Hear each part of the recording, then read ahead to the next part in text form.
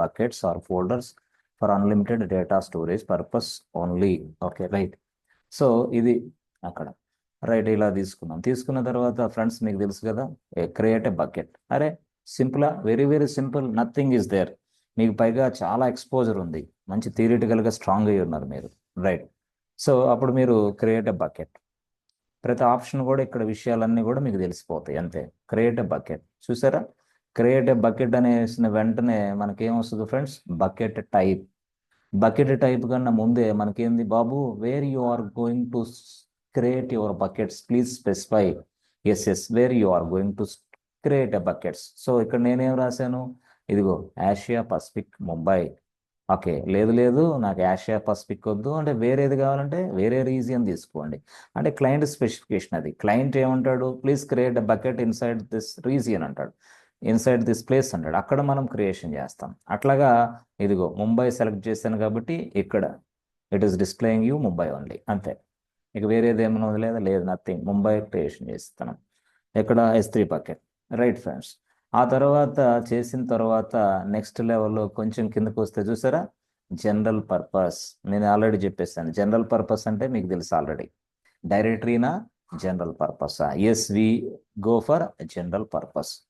నిన్న క్లాస్లో చెప్పాను నేను, జనరల్ పర్పస్ అంటే ఏంది, డైరెక్టరీ అంటే ఏంటి. ఏం లేదు, ఇక్కడ జనరల్ పర్పస్లో చూసారా, ఇక్కడ it allows you the multiple storage classes, and it allows you to store your data across multiple locations అంతే. ఏది, if you go with general purpose, no I don't want go. ఇక్కడికి వెళ్తే ఏం లేదు, single storage class, single location అంతే. This is drawback. కానీ ఫాస్టే, super fast, ఇది ఫాస్టే అది ఫాస్టే, రైట్. సో కాబట్టి జనరల్ పర్పస్ అనేది మీకు తెలుసు, నిన్న క్లాసు చక్కగా విన్న వాళ్ళకైతే ఈరోజు చక్కగా అర్థమైంది. తర్వాత నెక్స్ట్ బకెట్ నేమ్, రైట్.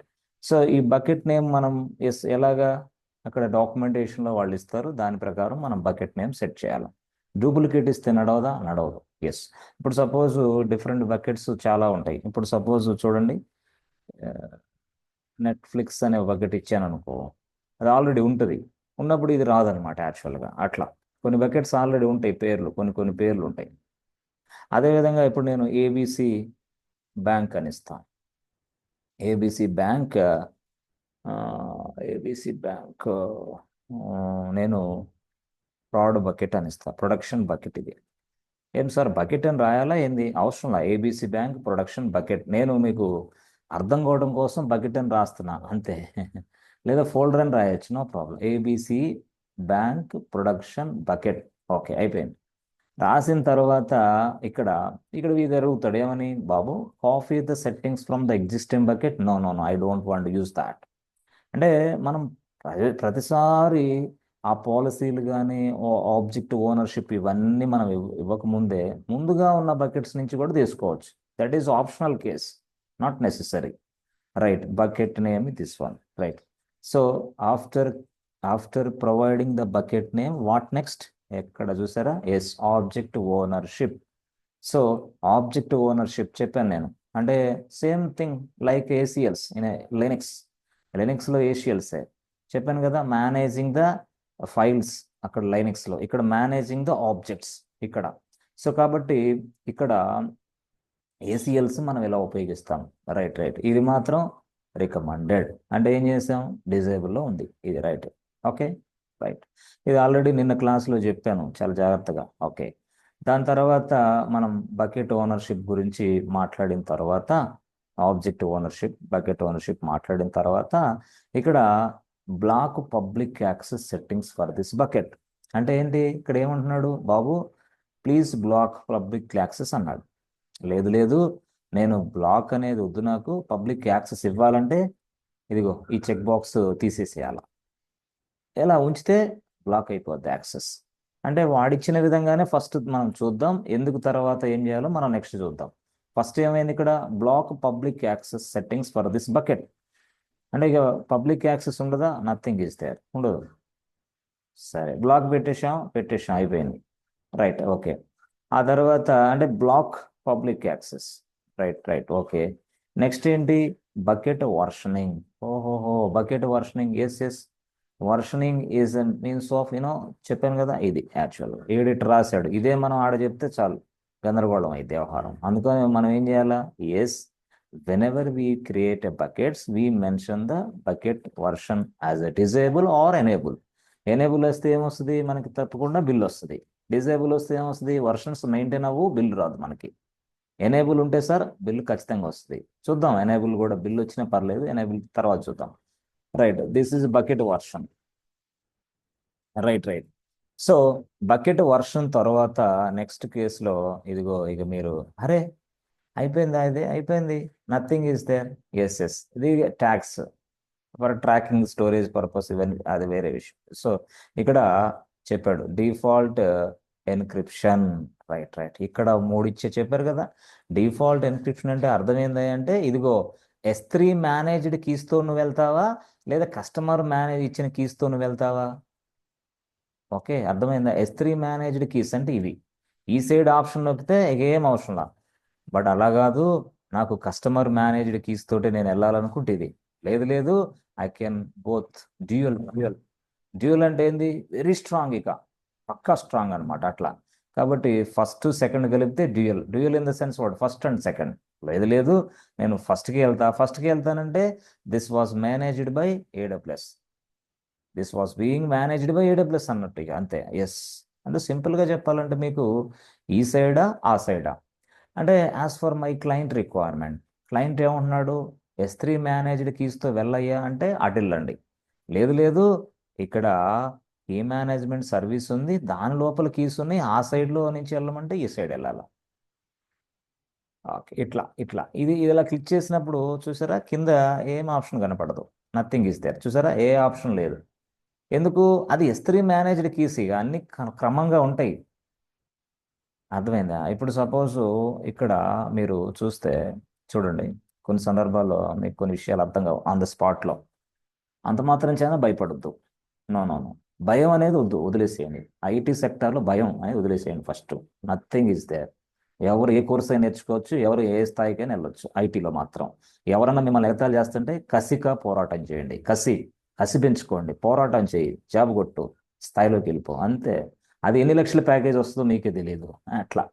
కాబట్టి అలాంటి కసి ఉండాలి. సరే, ఇప్పుడు నేను ఇదిగో EC2 ఇన్స్టాన్స్ ఉంది.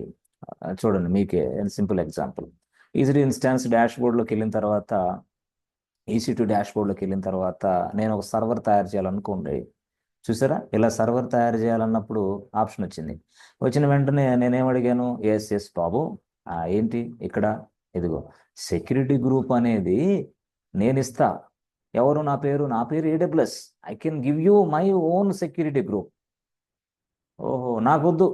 I want to create my own security group and I can select my existing security group. అంటే నేను తయారు చేసిన సెక్యూరిటీ గ్రూప్ను మాత్రమే ఇదిగో ఇక్కడ ఇస్తా. లేదు, మీరు ఇవ్వాలంటే ఇవ్వచ్చు. ఇట్లా రెండు ఆప్షన్స్ ఉన్నాయి. గుర్తుందా? క్రియేట్ సెక్యూరిటీ గ్రూప్ అంటే ఏంది?